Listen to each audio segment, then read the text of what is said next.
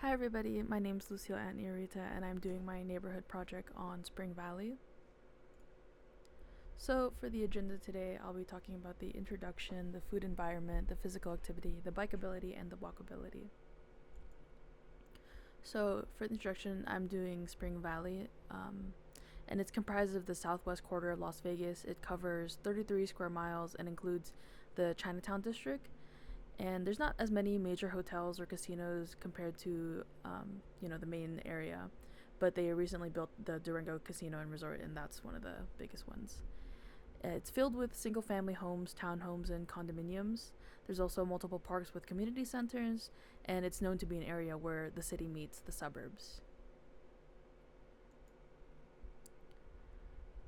So I chose Spring Valley High School, and this is the area within the 20-minute walking distance. This is roughly 1 mile, and within that walking distance, you can get to Desert Breeze Park and a few major supermarkets like Walmart, and dozens of restaurants and cafes. It's also near the DMV, and this may pose a risk for pedestrians crossing nearby. So moving on to food environment.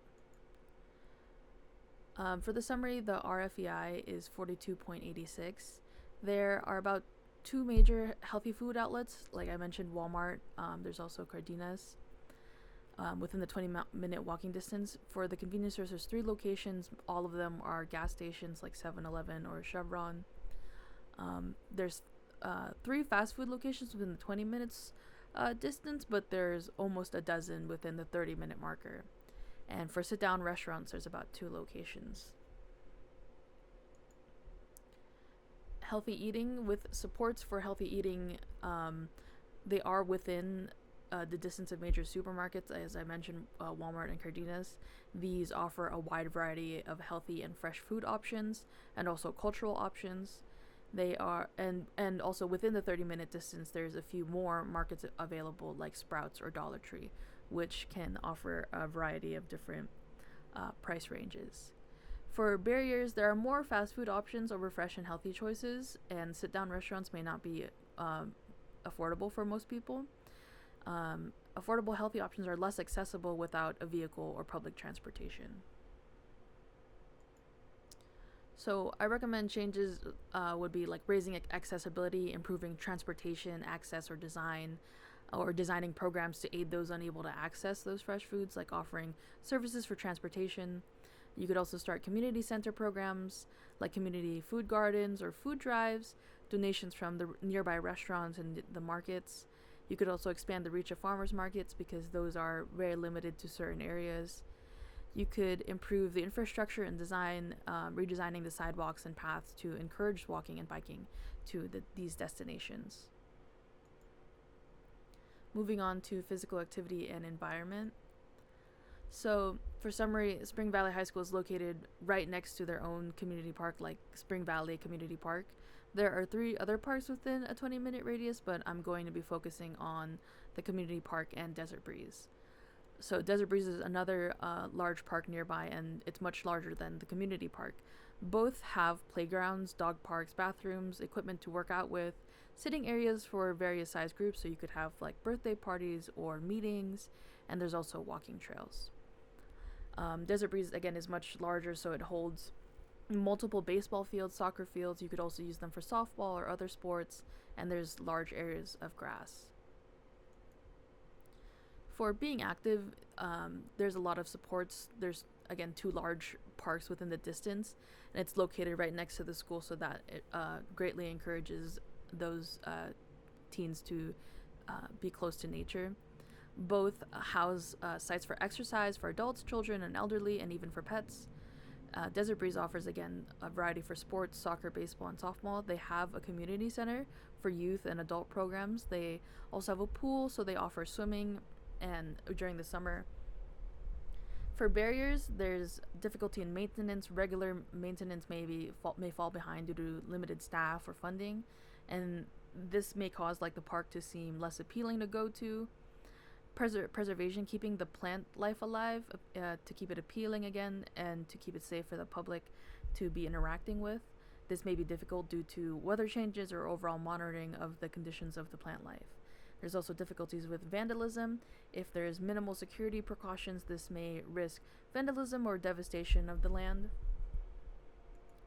So I recommend increasing security or monitoring for safety, installing guards for the morning and evening shifts, also installing gates, signs, or cameras to prevent or deter vandalism and those break-ins.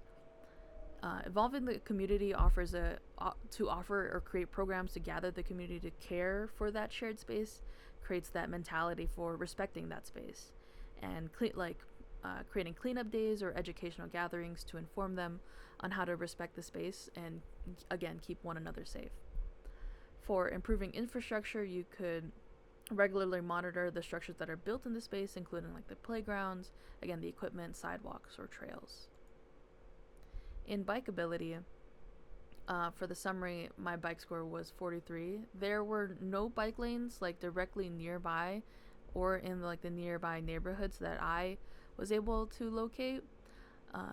The school and parks are located on arterial and busy streets, so the traffic is pretty heavy, so I understand why they haven't installed bikes in this area. It's a mixed land use, like I just said. There's residential plots across the school, but no bike lanes. In supports to biking, the sidewalks were wide enough to share with pedestrians and bicyclists, and there were dips in the cross streets to aid tire movement for bicyclists and wheelchair users. There were many trees to offer shade from the heat and sunlight. There were signs for no parking signs in the area, so it was unlikely for cars to stop in that area. For barriers, again, there's no bike lanes that I found nearby, and there were no buffers between the roads and sidewalks. Even though there's like trees to offer shade, but it's on the other side, not on the buffer side. And so because of this, it's lacking safety for those who wish to bike to the park or to school or the nearby plazas for grocery shopping. So my recommended changes would be improving that safety, installing bike lanes like conventional bike lanes, buffered bike lanes. This would dramatically increase the safety. Installing bike signs and improving or changing the speed limits for the area to keep the pedestrians and bicyclists safe. Again, installing buffers, planting trees, shrubs, or community artwork or benches to deter cars from colliding with the sidewalk users. Moving on to walkability. For the summary, my walk score was 44, the transit score was 38. There were sidewalks present, and they were less than 5 feet wide. There's no buffers, again, between the pedestrians and the vehicles, and there are curb cuts present for mobility users. In supports to walking, again, the sidewalks were wide enough to share with like companions and other bicyclists, but it could be larger. There are curb cuts for mobility users, and there are signs for pedestrian crossings and walkings near the school and the park. There's a fair amount of trees planted, offering again shade. For the barriers, there's again lack of buffers to protect the sidewalk users. This decreases the safety, especially alongside an arterial street. Sidewalks could be made bigger or wider to encourage walking and use, and again, there are no benches or sitting areas to encourage that walking. My recommended changes would be redesigning the sidewalks and streets, like the pamphlet that we follow shows here. I included the image that they've recommended. There was a wide variety of ways you could improve or design the buffers.